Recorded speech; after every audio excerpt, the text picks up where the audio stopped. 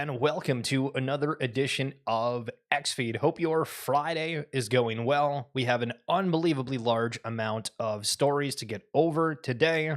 Would love for you to kick around. If this is your first time tuning in, we try to do like a rapid fire, going over a whole bunch of collections, headlines, whatever it be, as long as it's connected to Web3, and sometimes not. Have you seen the Shohei Ohtani Bobblehead lines? As long as you create something that people want, holy smokes. We'll show you that and so much more. Pleasure to have you here. So on crypto news, they have a couple of articles right off the rip.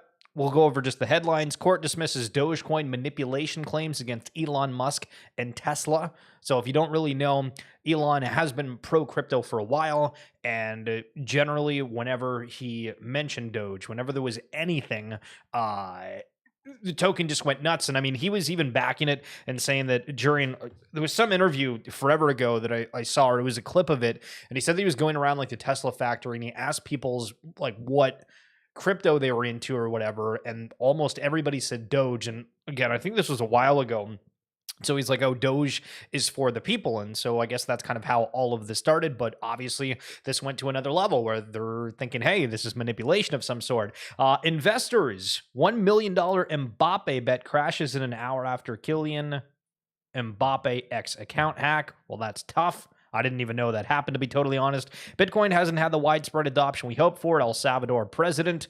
I mean, I feel like it's gotten more adoption, more attention. Maybe not like everywhere is saying, hey, we're going to use it as like a reserve currency, but still. Stablecoin payment network Bridge, founded by X Square and Coinbase executives, raises $58 million. So there's still capital getting thrown into the space. And those are just a couple of different headlines. Now, there was a blog post out by Opensea, and these are actually pretty cool to read through this week in Web3 and NFTs, Adidas, Chromie Squiggle, Liquid Death, and more. So yeah, Liquid Death, I guess, is doing NFTs of some sort. The final Chromie Squiggle with Snow Furrows gotten minted. Forgotten Runes beta, or open beta, I should say. I played the one that they did before. I haven't gotten a chance to try out this one yet. I don't know why.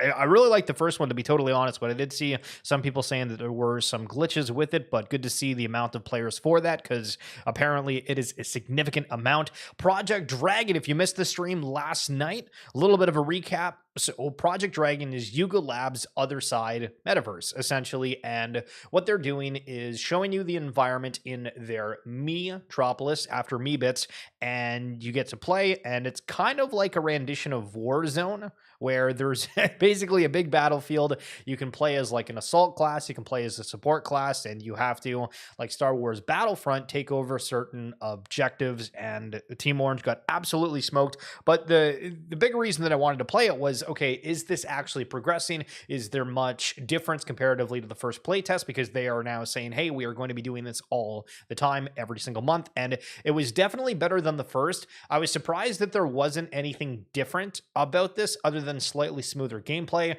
There wasn't any addition to the storyline. They still took like 20 to 30 minutes before the game even started just to hang out within kind of that starting area. I think if they could add some puzzle jumping, something a little bit more. They use AI voices to explain things, and I just, I don't want to be negative about it, because I'm like, okay, like there's definitely the base is there, but it's going to require a fair bit more, I think.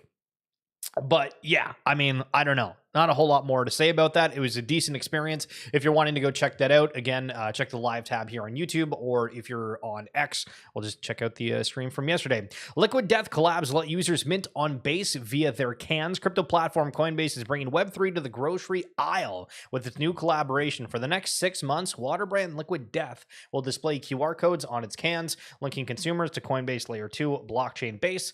There, they will be able to shop NFT artwork directly from their phones, all while staying hydrated. So I thought at first, when they're saying, hey, there's going to be QR codes on this would be something where you could scan, potentially get like a digital art piece or something, but it's you scan the can and then you have to go and pay something more, I guess. I mean, either way, right? Like if they did like some kind of QR code on the can, it would probably be problematic, because how do you verify that someone actually purchased that can and they just didn't go to the store, screenshot it, get whatever the reward was, etc., etc.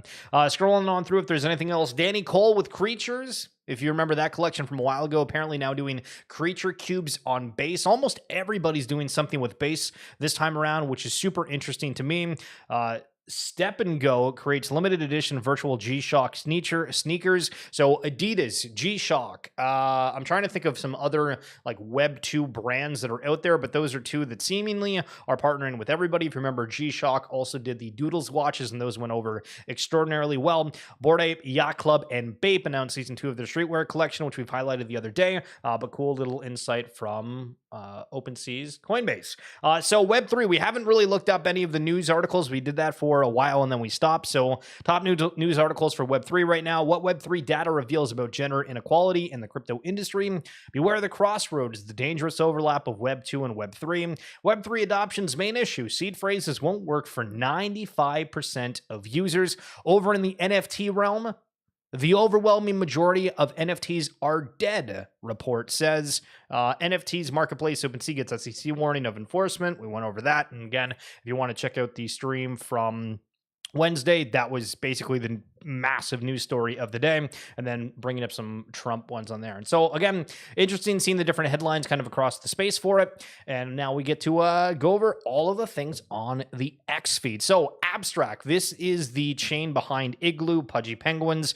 They're saying that they're wanting to be the consumer chain, and now talking about the Abstract global wallet. Kind of crazy to think of how many different blockchains are out there, how many different wallets are out there, and we're still able to do more because I guess the ones that we don't have, or the ones that we have, aren't as quality or, fit the needs that everybody wants. So sign in with your socials, fund your wallet in seconds, and seamlessly use apps, all without having to install an extension. The Abstract wallet is everything you need, all in one spot. The current crypto experience is fragmented. Separate browser extensions, non-transparent signatures, and reliance on seed phrases create confusion and significant security risks for user assets. This needs to be fixed in order to onboard the next wave of crypto users. So they talk about the wallet, an easily integratable, cohesive, and secure wallet system. Create the wallet via email, socials, or passkeys. Fund it in seconds and use it across apps with one-click logins. No seed phrases, no extension. They embed a wallet signer powered by Privy.io. The embedded wallet will be authorized signer of the smart contract wallet, initiating transactions on its behalf. AGW leverages Abstract native account. Again, most people aren't going to care about any of this stuff. The vision for the Abstract global wallet is simple: reduce adoption bottlenecks in crypto, and deliver a safe, user-friendly, and unified experience for on-chain participants. So one of the problems that we have within the space is that we use the same verbiage for absolutely everything. So when I look at this, is it okay, this wallet's going to actually be significantly better than anything else that's out there? Are these buzzwords? How many other things are saying that they're doing the exact same thing? Obviously, there is a mass amount of users within the space that are behind the Pudgy Penguins, aware of this, right? Because there was the, I don't remember, I forget what the name of it was, but it wasn't Abstract until it was announced. But a bunch of people signed up for this airdrop. It went super viral, and then it was announced this is getting turned into Abstract. And so I guess for those users, there's enough for it. I'm just curious, who else is partnering with this? Are there other techs? What's going to be the main one? Are they all going to merge? The future of multi-chain. Magic Eden, apparently doing something with Degen Ape Academy and Monkey DAO, where I guess they're just selling some art pieces, guys. We're bringing back the art, so you can mint that for relatively cheap if you think that's cool. A little bit of news out of Futureverse, the Third Kingdom, something we've been following for quite some time. And one of the things that's interesting when we talk about the big, Abstract thing and having users behind it and whatnot, the thing that Futureverse is doing with this Third Kingdom game is they've, I don't know if we call it partnered or offered for Cool Cats, Walker World, Doodles, Deadfellas, Pudgy Penguins, and a whole bunch of the Futureverse NFTs to be able to have utilities within this game specifically. But here's a quick clip of what it is.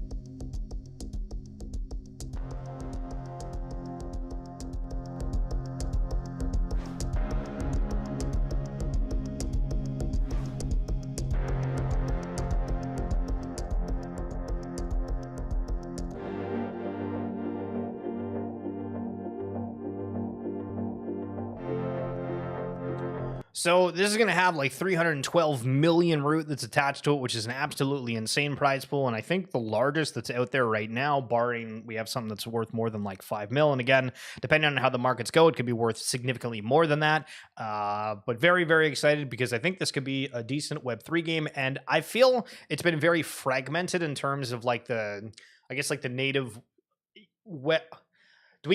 Does native like Web3 NFTs like even make sense? Because I don't know if that even like falls into a certain category. But the the whole aspect of like Doodles, Bored Ape, Cool Cats, all these ones that were proliferant, still on the top. A lot of them, some of them not getting the same notoriety, but everybody recognizes them. You know what I mean? So this will be very interesting to see how many people rally around this because, again, it's got some of those bigger collections attached to it with Doodles, Pudgy Penguins, et cetera, et cetera. Is this Nifty Island? No. So this is the strategy simulation game that they're going to be doing. So it's, I don't think it's going to have anything to do with Nifty Island, where Nifty Island's more of like an avatar-based experience with the puzzle jumper, combat, et cetera, et cetera. We don't really know. I mean, maybe there's a whole lot more than like this teaser's leading on, but for what we understand, it's, it's more of kind of a laid back, chill experience. So within that, there was a question asked to Aaron, the CEO, about having the ability to loan assets for the game, where we've seen a lot of times people have all these assets, but are they actually using them? And he was saying that this Polymos is working on integrating their solution for Root Network. This is an advanced asset management solution for blockchain gaming and DeFi applications. First time hearing about it. Got over 100 followers. So, I mean, obviously this is legit, but it's interesting that there's not, like, I mean, when somebody creates something, I guess as long as you can make it multi-chain, and this is highlighting that it's already available for Illuvium, and on top of that, it's showing that it has its own token within these PLMS. So the question for anybody that's in the Futureverse community for the Vortex rewards, does that mean this Polymos token, whatever it be, is something that's going to get added to the Vortex if they're able to, I shouldn't say if, when they officially integrate within the Root Network for us to be able to use those asset loaning in the Third Kingdom. Spencer saying the SEC Wells notice Opensea is bullish in the long run. I kind of said the same thing when we went over it. The US always needed at some point to decide in court if NFTs are securities. Art and collectible industry must rally behind NFTs because the decision will have splash impact. Now, I don't know if it's that extreme. Like, do you think, okay, if NFTs are considered a security, right, in court, does that actually affect art and collectibles industry? I mean, that's kind of a weird way to think about it, but maybe. Pudgy Studio V1. Guys, did you know apparently they have like an entire thing where you can take like your avatar and just meme it? And maybe that's why there's so many different ones on GIF, because the community was empowered to do that. I think it's interesting because I don't know how many other systems have been created for people that have NFTs and are able to create that. Listen, I love making a good meme. Futureverse does that. I'm down. We can cook. So this was an interesting article that says crypto investors surge to apes as it gains 80% in 24 hours. Now, at first read, I was like, I'm assuming this is not related to Bored Apes whatsoever, and it's not, but this X-King guy is saying nobody's talking about it, yet this token Apes is breaking all-time high after all-time high every single day. I've been watching this token for a while, yet I haven't seen a red day. And I don't really cover meme coins at all, but it's a 41 mil market cap, so again, it's already like way the hell up there, where I've kind of said, hey, about 100 mil is when you get something that's anything in crypto generally. So it's still not to that point, but interesting that it's getting an article written about it, first of all. And then going to jump on the site, I was like, okay, so Neverboard's following this and Mario's following this. So is this one of those projects that reached out to Mario and they're like, hey, can you highlight this? Because what this is saying, it's powered by Solana. This is apparently supposed to be like some part of a game. Show the coin, play the game, have fun, stake your tokens. I don't know. It doesn't seem like there's anything that significant about it as of right now, but I mean, hey, it's got an article, so maybe we'll keep an eye on what's going on with that. It's a trap, McLovin. What's going on? Love a little bit of Star Wars reference off the rip. So Mario, if you remember a while ago,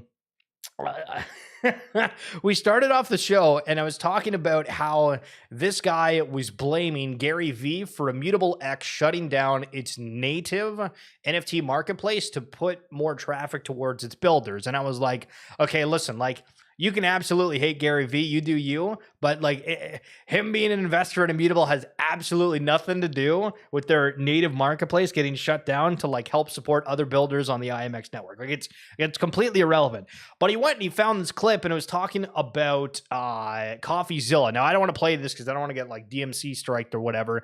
But basically within this, he was he was highlighting back when Gary Vee sold the Book Games book, saying if you buy 12 books, you get an NFT. And there used to be a ton of people that were out on the timeline showing that they got absolute crates of books shipped to them. Some people returned them. It didn't make any sense. He was on like a live stream talking about this. We haven't heard about anything from Book Games other than him saying Book Games are played forever. I've been extremely critical of the way that the reward system worked in terms of like what they were pricing is like, hey, you needed X amount of books to redeem a certain thing when the prices of those books were to the astronomical sites they were. But Coffeezilla absolutely ripping on Gary Vee, and very interested to see kind of the fallout because there was some things that again didn't really make a whole lot of sense around that. Now I did highlight a little bit at the beginning of the stream. If you create something that people want, holy smokes, they will show up in droves. This is the lineup that was like 5+ hours before the Dodgers game last night,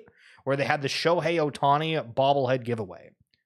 Imagine standing outside for 5+ hours and a huge line waiting to just get a bobblehead and then potentially going through an entrance that's already sold out. Maybe there's some kind of shenanigans where it's not at every spot, people taking extras. Insane. Curious to see what those ones are going for. And Olivia Garvey also highlighting a video outside. Imagine trying to be like, hey, let's go to our first Dodgers game, son. And then you have to deal with all that. Man, oh man. That would be absolutely insane. That project did seem like it scammed to just line Gary's pockets. Well, I mean, also he's bragging about like being a New York Times bestseller on it. And again, like nothing to discredit him. Again, I've highlighted videos before where people say, you know, like I attribute to like my success with the business, me feeling motivation. Like I think he's got a lot of good messages, but it was kind of weird the notion around certain NFTs and just, you know, the other aspects. But I mean, there was a lot of things that were weird around that time. So this was strange. So Avatar Global, which I highlighted the other day, just to read this super quick, artisan avatars for high impact brands. Digital avatars are no longer just for gamers. They're reshaping industries like healthcare, education, and retail. Avatars Global creates interoperable digital avatars that make it easy for anyone to produce cinema quality content. Our custom 3D avatars are ideal for filmmaking, marketing, streaming, influencing, and more. Whether you're enhancing online engagement, powering immersive experiences, or delivering dynamic content, our digital avatars do more than represent they resonate. And so this Aether community, it's got like a when I first looked at this had like 1 million the Aether Cloud. Okay, so the Aether Cloud GPU, that's almost got like 1 million followers. It's 837,000, but for this Aether community, I'm not really sure exactly what it is, but they highlighted this Avatars Global thing, and it says, excited to partner with Avatar Globals to enhance child health through tech-driven engagement. Aether Cloud's GPU network will power Avatar Global's AI, helping virtual mentors inspire healthier lifestyles for kids worldwide.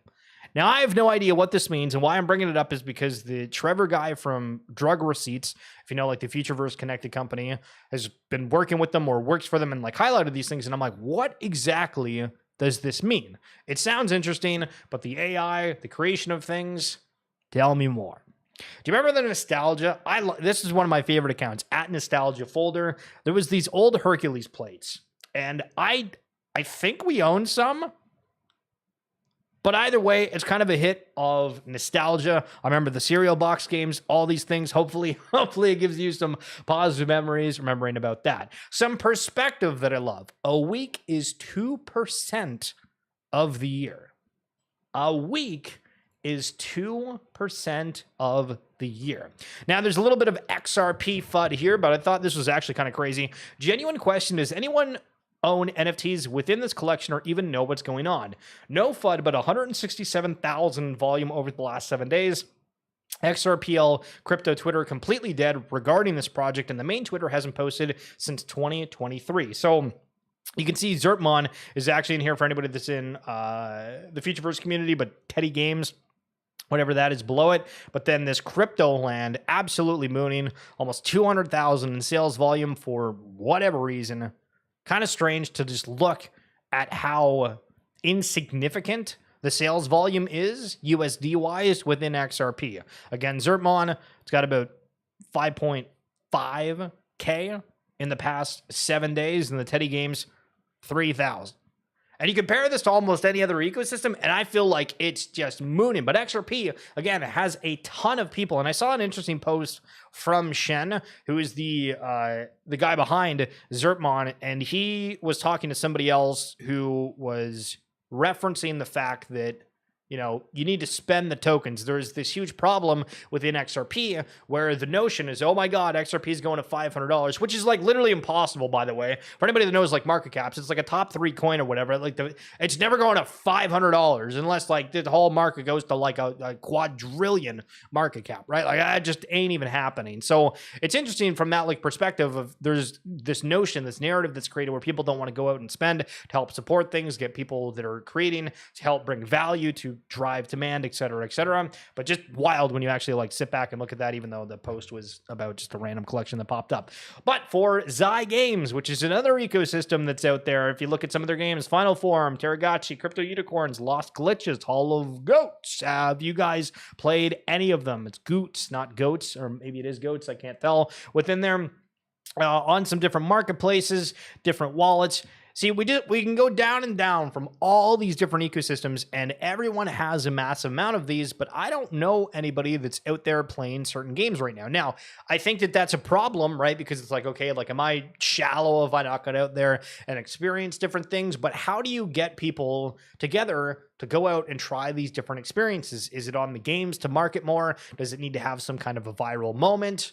We need all these chains. What's going on? But again, within the XAI network, a lot going on. So love to see that the space building kind of overall, but just kind of perspective. There is a ton that's going on out there. You know, it'd be cool. You'd let me know, Mr. Phil. Getting real updates from past Apecoin AIPs. I feel like many just get the funds and then I don't know what's going on with them. So for anybody that's not familiar, within the Apecoin universe, they're having these different AIP submissions where people can say, like myself, hey guys, I want to get 10,000 ape a month, and I will do this live stream and say that it's sponsored by Apecoin. You might think, that's absolutely worth it. Or you might think, that's absolutely BS. Why are we paying them that much? And so everybody gets to vote on what they think. Certain things have gotten absolutely insane funding, and it's weird because I don't really pay close attention to it, but it feels like, hey, why are the ones that are getting accepted and giving all these funds kind of going quiet, not saying anything? We might have some problems in the Apecoin land. So if you guys remember the grapes, this was a collection that was super highly touted because it went from, well, like 0.15 ETH all the way up to 4 ETH before its token event. Token comes out, absolutely dies. NFTs absolutely die. I got ripped on because I made a video and it was like, I made the thumbnail, and shout out Steph actually helped me with it. And it said, exposing the grapes. Now, the video, I wasn't like, hey, like I'm trying to actually go after these guys or anything. I was literally just going over like what they were saying, and there was clips of them saying we're going to be building Fortnite experiences, we're going to be building Roblox experience, and all these, you know, traditional things that weren't really, you know, that exciting, just kind of your average Joe things. But like going over the comments and stuff, like people are just 15 times it asked me to sign up for a wallet proof in 5 minutes, just logged out, kindly fix this or let me know when the issue is collected. You're trying to bring some competitive element in the scratch card, which have odds stacked against the player. Who would even participate in this? Scam projects. So we got people that are even rocking the grapes on there. But yeah, it was wild because I felt kind of stupid because I had like a decent amount of them and I sold them before they went absolutely crazy, but then they just not good. The pre-token hype was there, and then there was not a whole lot. But Infinity Gods, which is a pass kind of for another ecosystem, is doing pretty well. We have one ecosystem that's down, another ecosystem that's up. So it's awkward whenever we talk about the space saying, oh yeah, things are down or they're up, because it's very subjective. Certain things are and certain things are not. An Autoglyph sold for 99 ETH. Guys, if I were to say, would you like this Autoglyph NFT or $252,000? What would you pick? How would you pick? Couple of lines on here, 252,000. That'd be a lot of DoorDash. Listen, season tickets to a couple of different sporting events. Have your pick and choose. Okay, so Ben Weiss had this super interesting article, and shout out Snazzy. Not sure if you're watching, but appreciate you bringing this to my attention. And this guy just absolutely rips on Opensea with the, now I'm trying to remember. So this is about the same day that the Wells notice went out. So I don't know if this guy was sitting on this article for this exact time or what. But within the article, it says interviews with 18 current and former employees, as well as internal company documents and conversations with investors, artists, and other stakeholders in the NFT industry illustrate how a startup inspired by cat JPEGs, which he's talking about CryptoKitties, has morphed into what one former staffer called a light version of meta that seems lost between cultures of big tech and crypto. So they're kind of ripping on the kind of whole aspect of Opensea. But then here's another excerpt from it saying, unbeknownst to some employees at Opensea, their company was also in the midst of two separate regulatory matters. The SEC had issued Opensea third-party subpoenas or mandatory information requests in regards to other entities. In addition, Opensea also had a line of attorney from the agency assigned to its case, and was engaged in custodial document production with the agency per internal company documents. Legal counsel described the back and forth as the SEC matter, and in an internal document spelled out Opensea's defenses. These included arguments that NFTs are not securities, that Opensea is not a securities exchange or broker, and that Opensea is protected by both First and Second Amendment, Section 230 of the Communications Decency Act, which stipulates that online operators are not responsible for third-party content on their platforms. The SEC does not comment on the existence or non-existence of a possible investigation. Gabler Opensea spokesperson confirmed that Opensea has received requests from the SEC since 2022.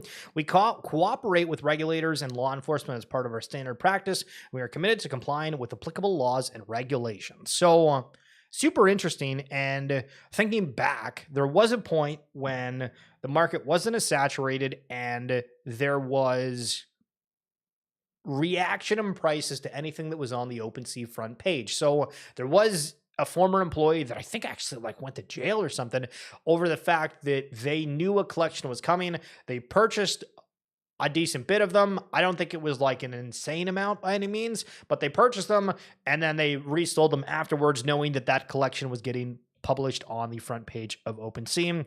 Obviously, that has nothing to do with certain aspects in this because they're kind of referencing overall. But man, oh man, super interesting that apparently Opensea has actually been in the woodworks regarding it all, but we're just kind of hearing about it now.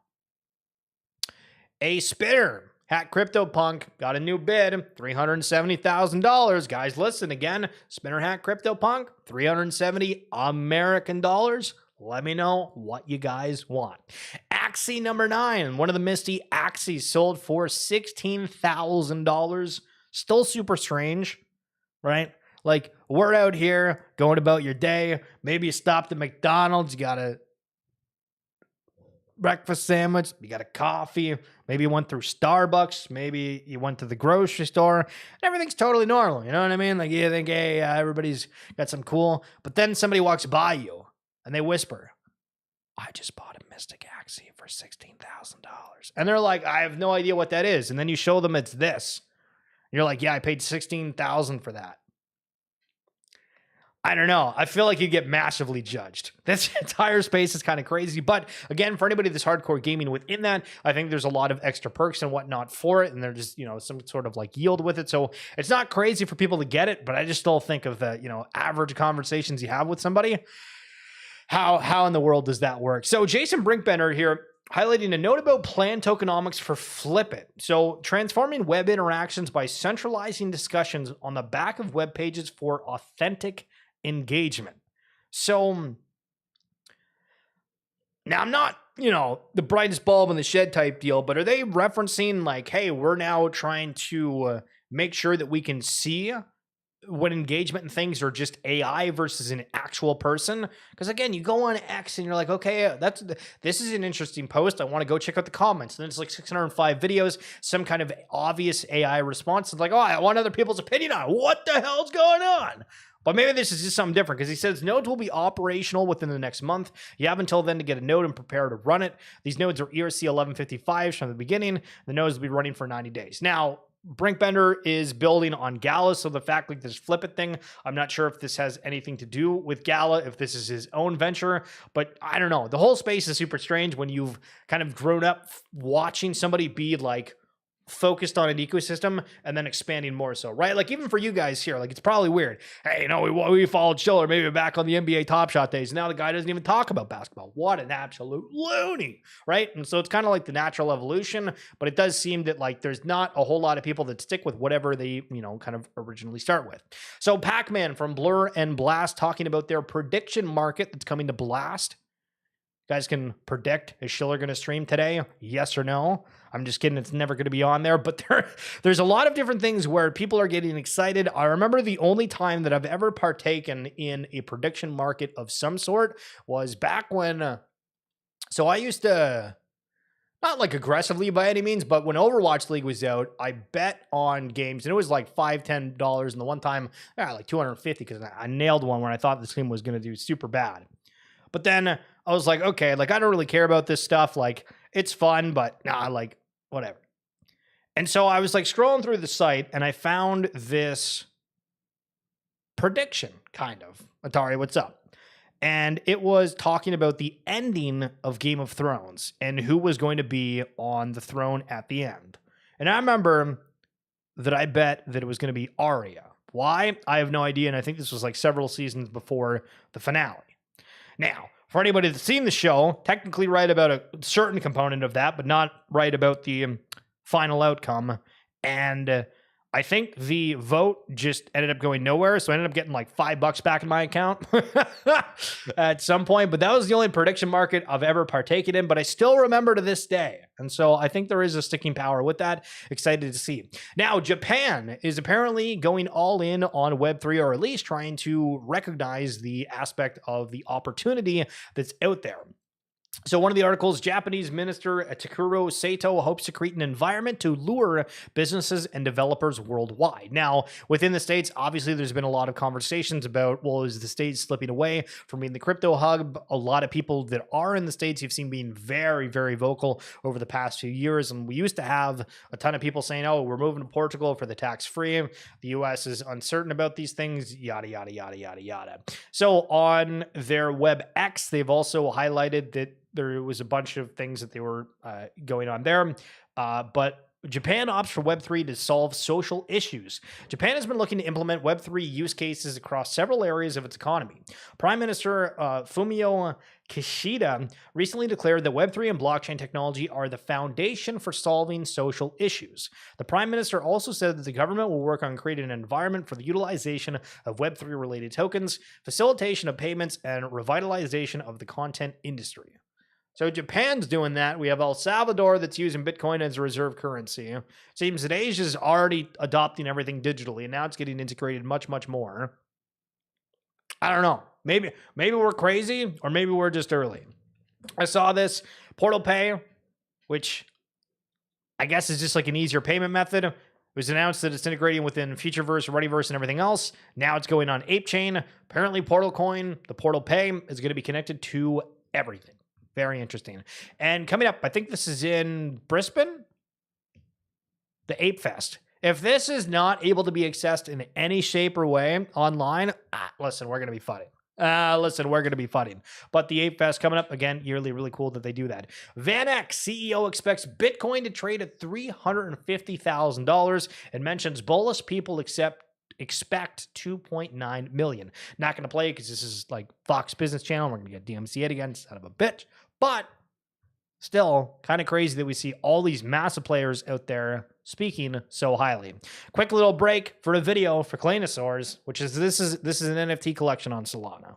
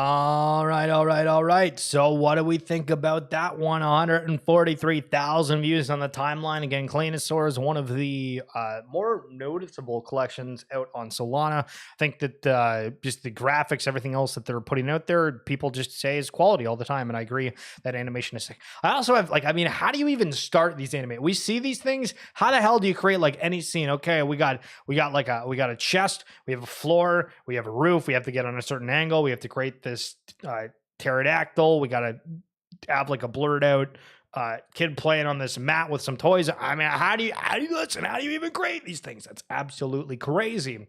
Heavy metal, we got some news on that. This is I guess a new experience coming for heavy metal. Again, this was the collection that you had, but then ended up selling too far away.